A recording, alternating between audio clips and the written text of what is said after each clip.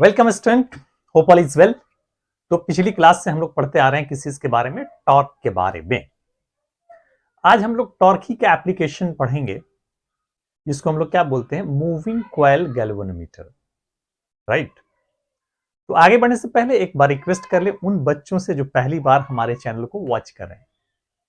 हमारा रिक्वेस्ट ये है बच्चों, जब भी आप हमारे चैनल को वॉच करना शुरू करें, आप अपने साथ एक कलम और कॉपी लेकर के बैठें, एक कंप्लीट नोट्स तैयार करें।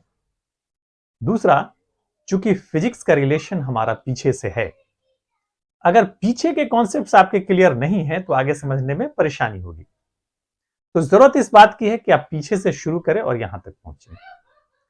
तीसरा, हमारे चैनल को लाइक कर लें, सब्सक्राइब कर लें, बेल आइकन दबा दें ताकि हमारा वीडियो रेगुलरली आप तक पहुंचता रहे बच्चों। तो चलिए हम आज स्टार्ट करते हैं। बड़ा अच्छा सा टॉपिक है आज का, और ये टॉपिक बोर्ड के लिए भी ज्यादा इंपॉर्टेंट है, राइट। जेईई और नीट में भी पूछे जाते हैं इस पे बेस्ट क्वेश्चन। तो आज टॉपिक है हमारा मूविंग कॉइल गैल्वेनोमीटर। गैल्वेनोमीटर कई तरह का होता है, लेकिन इसमें हम लोग पढ़ना है moving coil galvanometer. Moving coil galvanometer, this is the moving coil galvanometer, right. तो मूविंग कॉइल गैल्वेनोमीटर क्या होता है? एक इंस्ट्रूमेंट होता है जिससे हम क्या करते हैं, डिटेक्ट करते हैं स्मॉल या मेजर करते हैं, डिटेक्ट या मेजर करते हैं स्मॉल करंट, राइट। यानी it is an instrument it is an instrument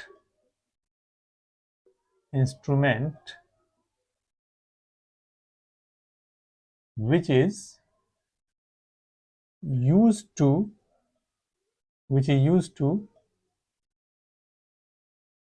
measure or detect a small current,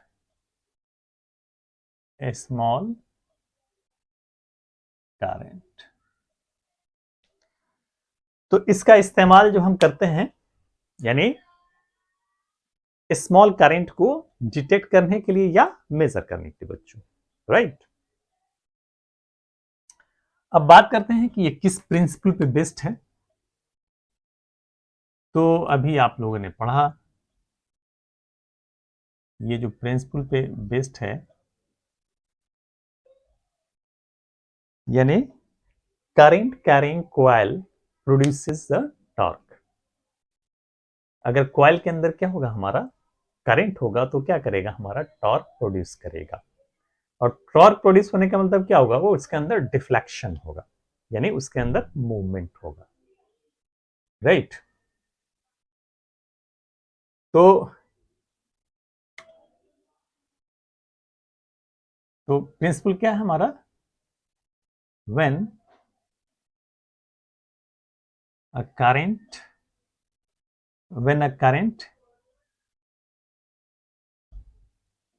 given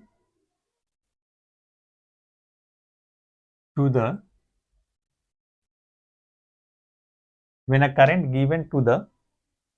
coil in external magnetic field, current given to the coil which is placed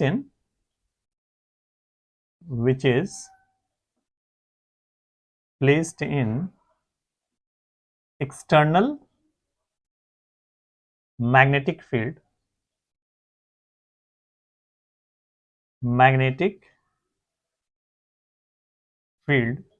produces torque,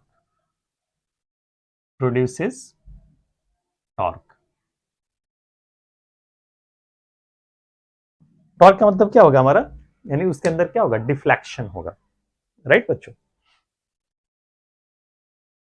अब बात करते हैं construction की, किस चीज की, construction की,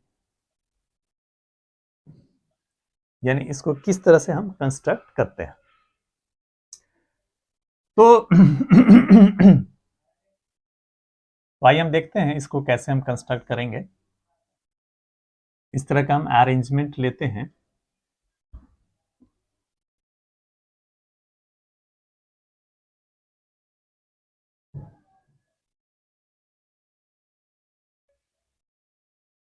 We are taking such types of arrangement here.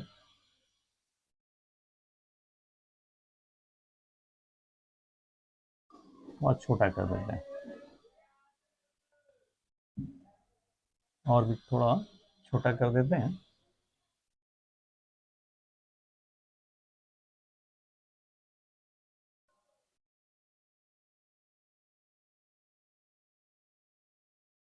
ये इस तरह से।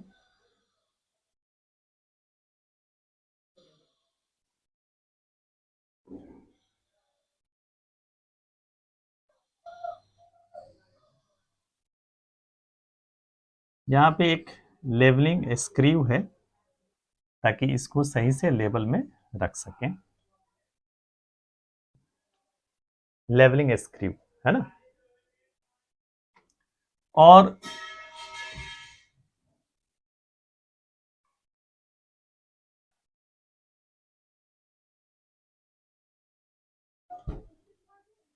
ये टोर्सन हेड होता है जो कि क्या होता है हमारा एक तरह से मूव करता है, यानी मूवेबल होता है, यानी पूरी तरह से हमारा क्या होता है ये मूव करता है टोर्सन हेड।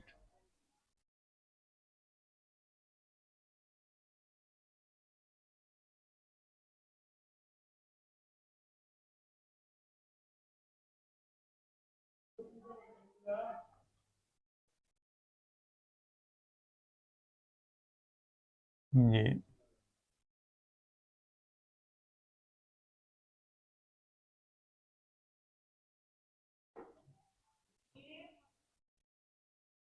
यहाँ पे एक टर्मिनल हम ले लेते हैं।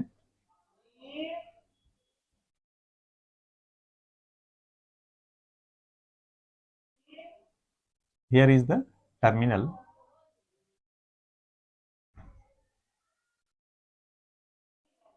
और यहाँ पे एक टर्मिनल ले लेते हैं।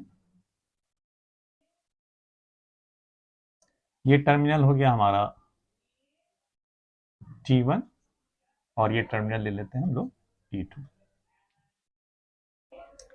और यहाँ पे जो एक मेटल स्ट्रिप्स जो होता है ये फॉस्फर ब्रोंज का बना होता है। ये किस चीज का होता है हमारा ये जो हमारा फॉस्फर ब्रोंज का ये जो वायर है, फॉस्फर ब्रोंज।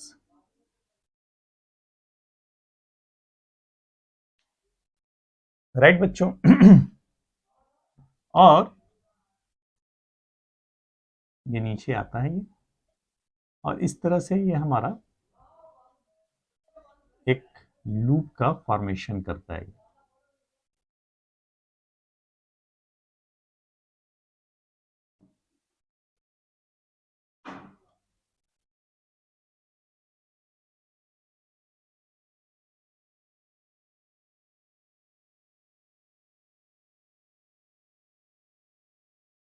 राइट।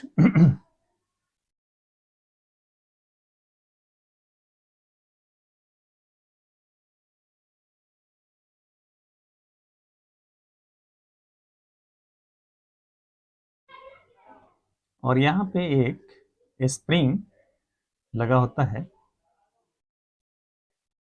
राइट बच्चों। और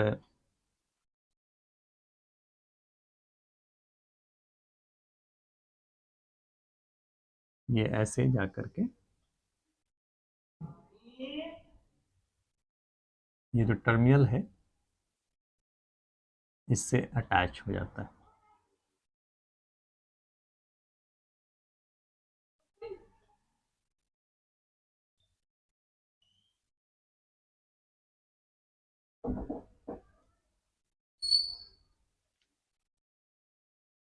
और यहां पे एक सॉफ्ट आयरन कोर डालते हैं जो सिलेंड्रिकल शेप का, अगर ये रेक्टेंगुलर शेप है तो ये सिलेंड्रिकल शेप का एक सॉफ्ट आयरन कोर डालते हैं। हम बताएंगे कि इसको क्यों डालते हैं। राइट बच्चों, ये इस तरह से हम करते हैं। ठीक है। और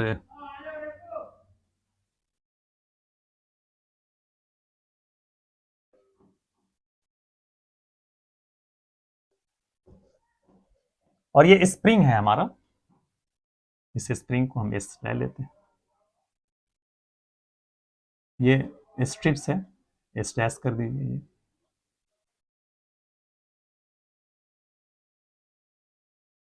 ये जैसे ये घूमेगा तो ये फॉस्फर ब्रोंज भी क्या होगा हमारा, ये जो स्ट्रिप भी क्या होगा, यानी मूव करेगा। और इसके अंदर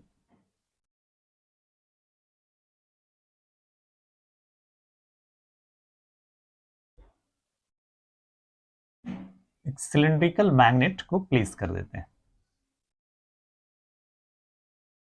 we are placing a cylindrical magnet north and the south. तो यही हमारा क्या हो गया, कंस्ट्रक्शन हो गया। पहले इस फिगर को बना लीजिए, फिर हम इसको एक्सप्लेन करते हैं।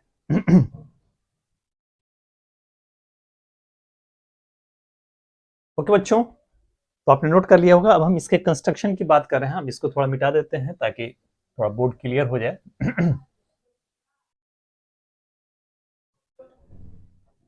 तो अगर यहां पे अगर देखें तो एक क्या है हमारा, एक रेक्टेंगुलर क्वाइल की तरह यहां पे फॉर्मेशन हो रहा है, पी क्यू आर, मान लीजिए S1, P Q R S1, right. और ये क्या होता है हमारा, इंसुलेटेड कॉपर वायर होता है, जो वोंडेड होता है in the form of what, rectangle. ठीक है। और ये जो है, जब ये मूव करेगा और ऐसा प्लेस किया जाता है कि ये हमारा जो है यहाँ पे एक सॉफ्ट आयरन कोर डाला हुआ है, यानी सिलिंड्रिकल टाइप का ये है ना। तो और ये फ्रीली सस्पेंड किया हुआ है टॉर्सन हेड से, इसको हम लोग बोलते हैं टॉर्सन हेड, फ्रीली सस्पेंडेड। यहाँ पे ये इसके बीच में नॉर्थ और पोल साउथ मैग्नेट्स के बीच में क्या होता है, ये मूव कर सकता है, राइट। ऐसा नहीं, फिक्स नहीं है, फ्रीली सस्पेंडेड है। तो सबसे पहला अगर कंस्ट्रक्शन की बात करें, it consist of of insulated copper wire, insulated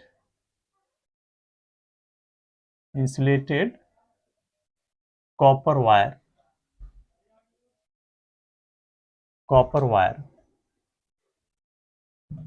wounding over rectangular coil, wounding over rectangular coil।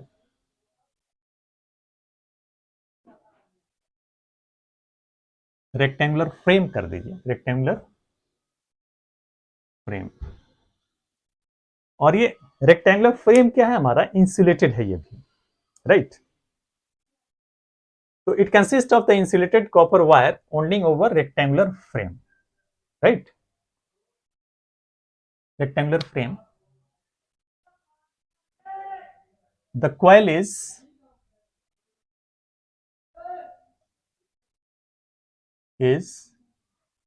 PQRS1, PQRS1। और ये क्या हमारा, ये फ्रीली सस्पेंडेड है ना, it is freely suspended with the torsion head, right. इसके बीच में हमारा दो पोल्स ऑफ द मैग्नेट्स के बीच में,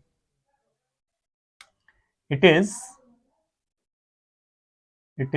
freely suspended, freely suspended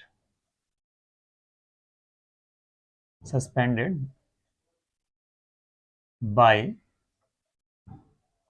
torsion head, torsion head, torsion head,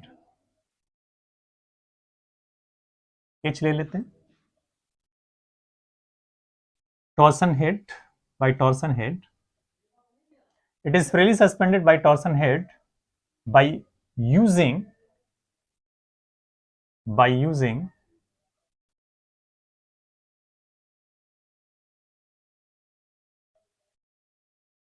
phosphor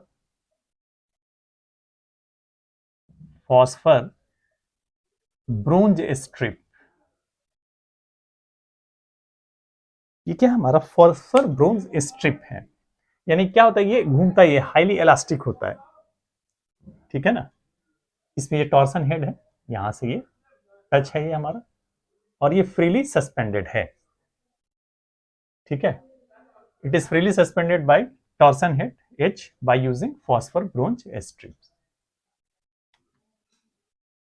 in two cylindrical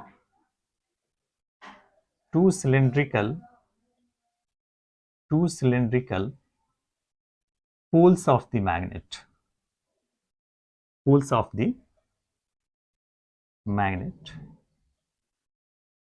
N and North Pole,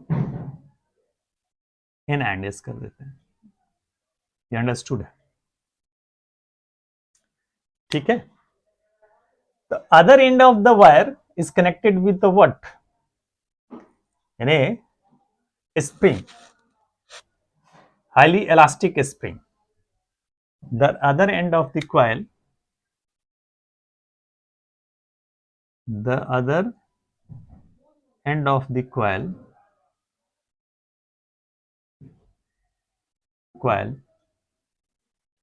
is connected with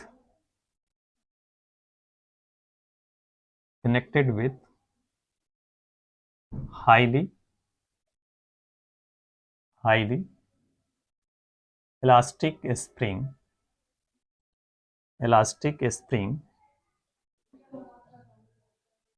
S dash कर दीजिए, क्योंकि ये S है तो ये भी S dash,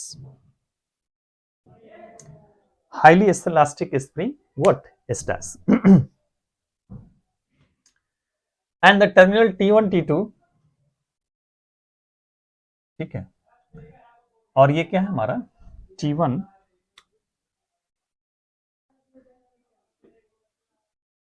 and T2 are the two terminals,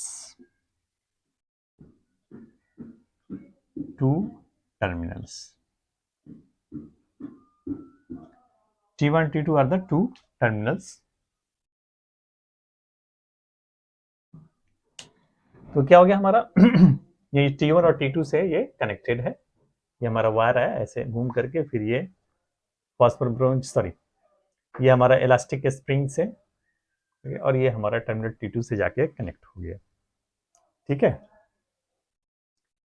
two terminals which is finally connected with copper wire.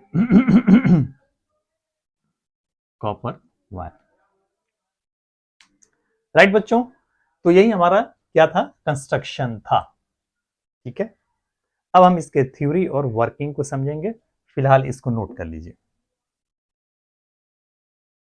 हाँ बच्चों, एक चीज और, यहां पे एक आयरन कोर डला हुआ है सिलिंड्रिकल शेप का, है ना। तो L is the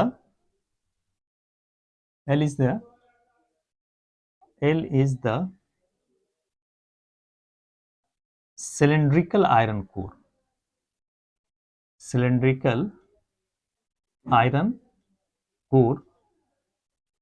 which makes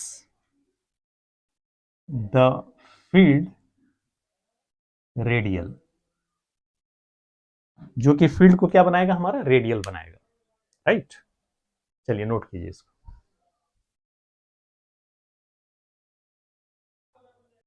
okay बच्चों, होप यू हैव नोटेड। तो अब ये समझिए इस चीज को कि इसकी वर्किंग कैसे होगी कैसे ये वर्क करता है ये। तो होगा क्या, हाँ एक चीज हम बात कर रहे थे कि ये क्या करता है, सॉफ्ट आयरन कोर रेडियल बनाता है। रेडियल बनाने का मतलब ये हो गया कि plane of the what, plane of the what rectangular coil और मैग्नेटिक फील्ड दोनों क्या होगा, हमारा पैरेलल होगा। यानी ऑलवेज क्या होगा हमारा, ये पैरेलल होगा। इसके टॉप व्यू को देखेंगे तो ऐसे नाचेगा, तो ये कैसा आएगा, सर्कुलर आएगा ये, राइट। ये टॉप व्यू क्या आएगा हमारा, सर्कुलर। और ऐसे घूम रहा है ये हमारा। अब जरा सोचिए, रेडियल बनाने का मतलब ये हो गया कि जैसे ये नॉर्थ पोल हो गया और ये साउथ पोल हो गया, ये जो मूव करेगा तो ये ऊपर से आप व्यू देखेंगे तो क्या होगा, सर्कुलर होगा हमारा, ठीक है। और ये हमारा सामने से देखेंगे तो क्या होगा, लाइन आएगा, रेक्टेंगुलर क्वाइल।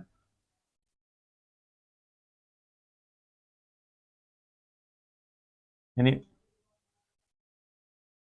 मैग्नेटिक फील्ड ऐसे गुजरेगा यहां से हमारा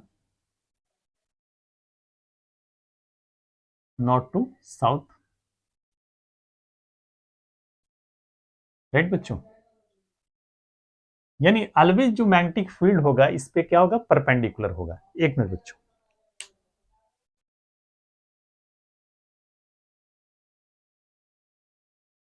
मान लीजिए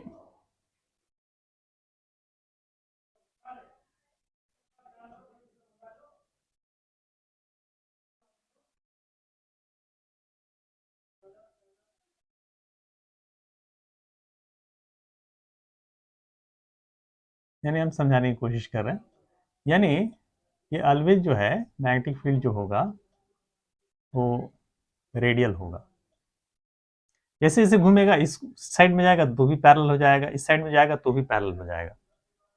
यानी कहने का सेंस क्या है कि क्वाइल्स का और मैग्नेटिक फील्ड दोनों का डायरेक्शन क्या होगा, हमारा पैरेलल हो। प्लेन ऑफ द क्वाइल, यानी प्लेन ऑफ द,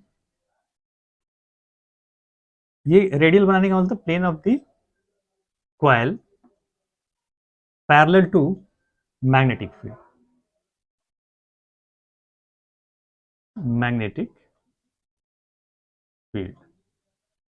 और अब अगर सोचें तो अगर ये plane of the coil parallel होगा मैग्नेटिक फील्ड के, जैसे यही हमारा प्लेन ऑफ द क्वाइल है, suppose this is the plane of the coil, और ये पैरेलल है मैग्नेटिक फील्ड के।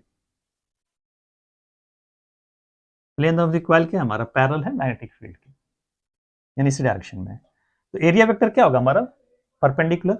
यानी एरिया वेक्टर का जो डायरेक्शन होगा वो हमेशा क्या होगा, बाहर की तरफ। और इन दोनों के बीच का एंगल कितना हो जाएगा, 90 डिग्री। यानी एरिया वेक्टर क्या होगा हमारा, यानी एंगल दोनों के बीच के, angle between, angle between, angle between plane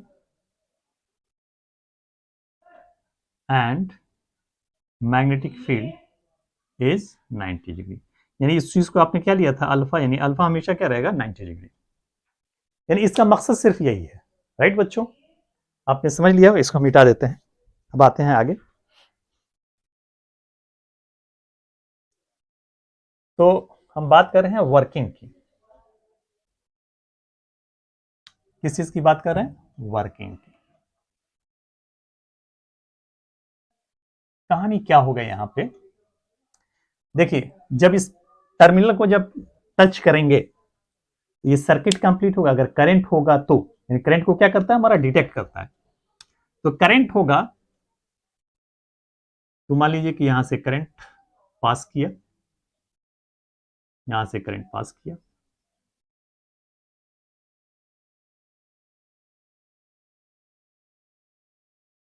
current pass किया, करंट पास किया,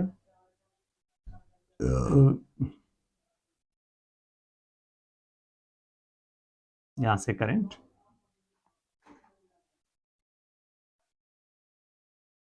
और ये सर्किट क्या होगा हमारा, कंप्लीट हो जाएगा, राइट। तो होता क्या है कि आपने पढ़ा था कि एक्सटर्नल फील्ड में जब किसी भी क्वाइल को आप रखते हैं, राइट, तो उस पर क्या एक्ट करता है बच्चों? टॉर्क एक्ट करता है। अब इस टॉर्क जब एक्ट करेगा, ठीक है, तो जितना इसका टॉर्क होगा उसकी वजह से क्या होगा? इसके अंदर डिफ्लेक्शन होगा, ये डिफ्लेक्ट करेगा, राइट। और ये जब डिफ्लेक्ट करेगा तो इसके अंदर, स्प्रिंग के अंदर भी क्या होगा? हमारा स्प्रिंग आपका ट्विस्ट होगा। यानी इसके अंदर क्या होगा? ट्विस्ट होगा इसके अंदर। यानी आप क्या करें? एक टॉर्क अप्लाई करें और इसके अंदर ये ट्विस्ट की वजह से इसके अंदर टॉर्क क्या हो रहा है? हमारा रेस्टोर हो रहा है। इसके अंदर टॉर्क क्या हो रहा है? हमारा स्टोर हो रहा है। इसको हम लोग क्या बोलेंगे? रिस्टोरिंग टॉर्क बोलेंगे। इसको क्या बोलेंगे हम? Restoring torque. तो अगर डिफ्लेक्टिंग टॉर्क रिस्टोरिंग टॉर्क के बराबर हो जाएगा तो ये जाकर के क्या होगा? हमारा रुक जाएगा। यानी जितना भी मैग्नीट्यूड ऑफ द करंट होगा उस हिसाब से क्या होगा? ये डिफ्लेक्ट होगा, और उस हिसाब से डिफ्लेक्ट होगा तो जितना ये, उसी हिसाब से ये क्या होगा? हमारा ट्विस्ट होगा। यानी उसी हिसाब से इसके अंदर क्या होगा? रिस्टोरिंग टॉर्क होगा। ये स्टॉप तब करेगा जब डिफ्लेक्टिंग टॉर्क और रिस्टोरिंग टॉर्क दोनों क्या हो जाएगा? इक्वल हो जाएगा बच्चों, राइट। मान लीजिए कि यहां पे आप क्या करेंगे? एक मेजर करने के लिए स्केल लगा करके, है ना, यहाँ पे एक स्केल लगा करके जैसे ये घूमेगा उससे आप क्या करेंगे? करंट कितना है, या सॉरी करंट कितना है उसको आप मेजर कर सकते हैं, यानी उसको डिटेक्ट कर हैं। जैसे हम हमारा मूवमेंट होगा उस हिसाब से क्या होगा? आप कहेंगे कि इसके अंदर करंट है, यानी you will detect the current बच्चों, राइट। समझ में आई बात? तो ये था हमारा बराबर। तो वर्किंग ये हो गया हमारा। Let let let let length and breadth of the rectangular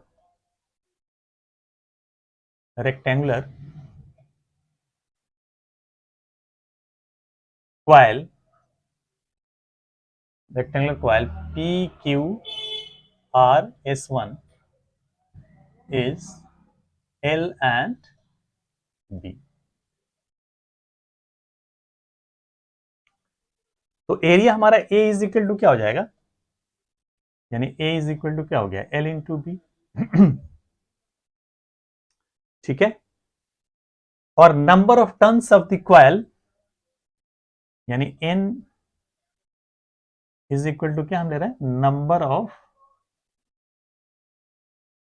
turns of the coil, number of turns of the coil. ठीक है, number of turns of the coil. और बी जो है मैग्नेटिक फील्ड, मैग्नेटिक फील्ड।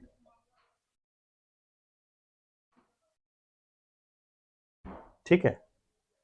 अब आई जो है हम current मान रहे हैं, जिसको आप क्या कर रहे हैं? डिटेक्ट कर रहे हैं। Let I is the current detected. तो डिफ्लेक्टिंग टॉर्क क्या हो जाएगा हमारा? डिफ्लेक्टिंग टॉर्क इज ये हो जाएगा क्या हमारा?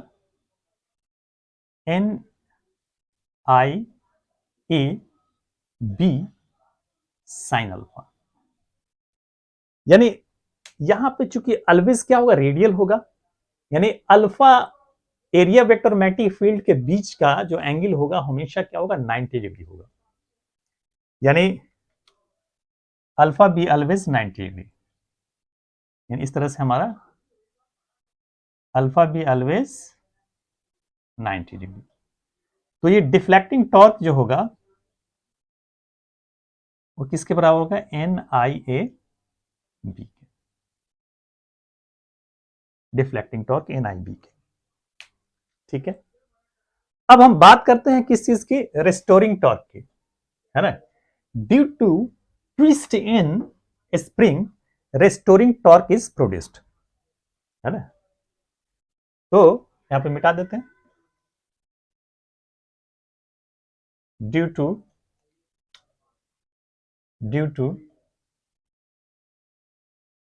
Twist in spring restoring torque is produced. Restoring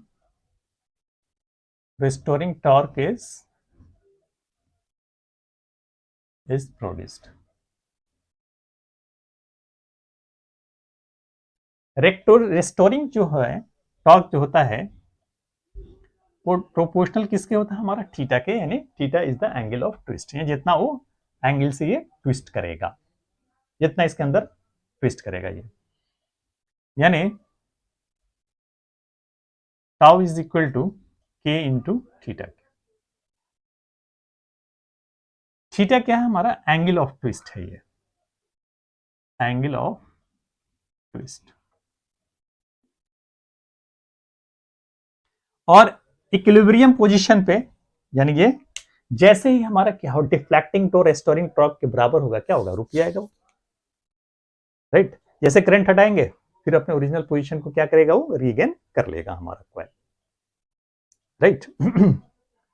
यानी at equilibrium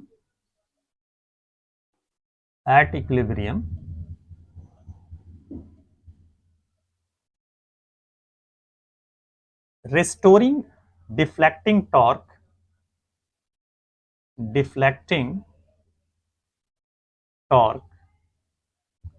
is equal to restoring torque।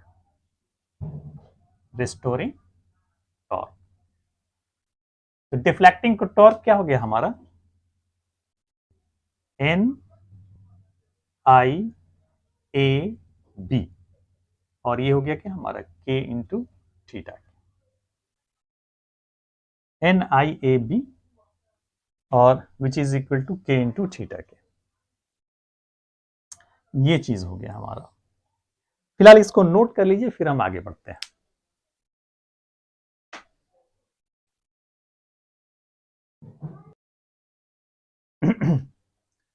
Okay बच्चों, होप यू अंडरस्टैंड। यहां तक नोट कर लिया होगा, इसको मिटा देते हैं ऊपर, फिर समझते हैं बाकी की चीजों को। तो जो करंट ये डिटेक्ट करेगा इसके अंदर, वो क्या होगा हमारा आई, यानी कहने का सेंस ये हो गया कि I इज इक्वल टू कितना हो जाएगा, K बाई NAB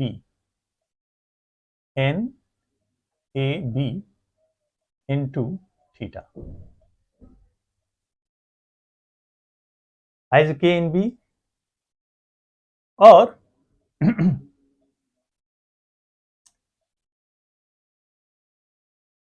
ये पूरा ही क्या है हमारा, एक कांस्टेंट है, एरिया चेंज होगा नहीं, N उतना ही रहेगा, B उतना ही रहेगा, ठीक है। तो I इज इक्वल टू क्या हो गया हमारा, G थीटा के, where G is a constant,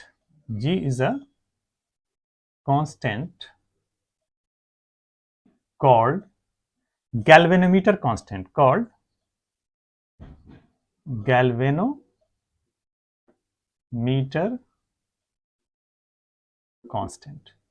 जिसको हम लोग क्या बोलते हैं बच्चों, गैल्वेनोमीटर कांस्टेंट बोलते हैं। और G की जो वैल्यू होगा वो किसके बराबर होगा, G is equal to K by NAB। इससे जाहिर ये हुआ कि I जो है वो किसके प्रोपोर्शनल है, हमारा I is proportional to theta. यानी इसके अंदर जितना ही करंट होगा उतना ही इसके अंदर क्या होगा, डिफ्लेक्शन होगा। And now you can measure और डिटेक्ट द करंट। बस यही चीज था बच्चों। तो मैं उम्मीद करता हूं कि आज के क्लास में जो भी हम लोगों ने डिस्कस किया वो आपको समझ में आ गया होगा। तो आप आज हम इतना ही रहने देते हैं, नेक्स्ट क्लास में फिर हम आगे बढ़ेंगे। तब तक के लिए बाय बच्चों।